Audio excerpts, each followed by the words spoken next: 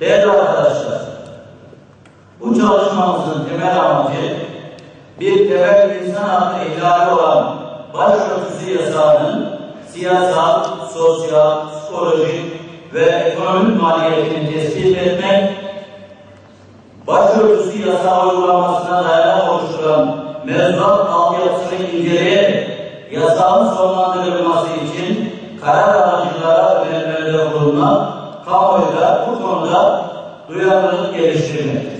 1.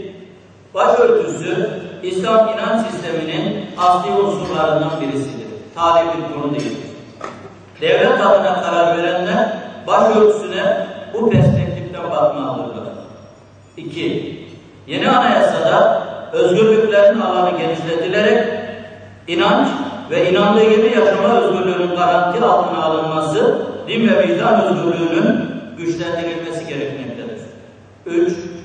Anayasada tarafsızlık ilkesinin gereği olarak devlet, kamu istihdamında ve eğitim hakkına ulaşmada dine, inanca, mezhebe, kanaatı ve felsefi görüşe bağlı tercihleri ve pratikleri nedeniyle hiç kimseye ayrımcılık yapılamaz maddesi eklenmelidir.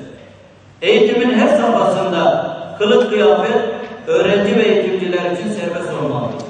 Türkiye, başörtülü kadınların çalışma yaşamında karşılaştıkları ayrımcılığın sona erdirilmesi için kadınlara karşı her türlü ayrımcılığın tasfiye edilmesine dair sözleşme yükümlülüğünü yerine getirmelidir. Temel dini inanç ve özgürlüklerin güçlendirilmesine yönelik kamuoyu bilinçlendirici çalışmalar yapılmalıdır.